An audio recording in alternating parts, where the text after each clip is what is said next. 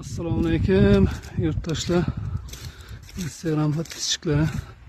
Ne ata yurtuna namusunu yolunu yine tişört tutmaz. Bu yollara bir kaydan adam bağlı hem de.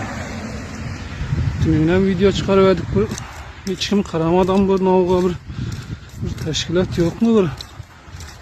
Mahalle reislerim bir etler vermeydi ne ata yurtunun namusu şu olsa yetin elde şöyle.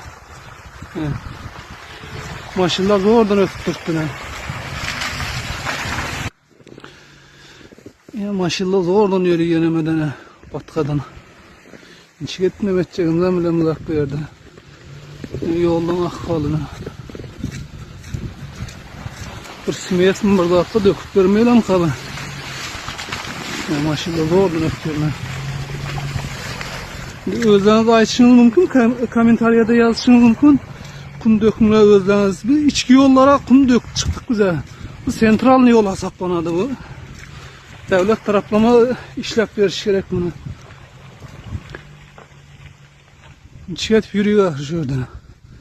Sentral yol hesaplanadı bu. Kette yol bu.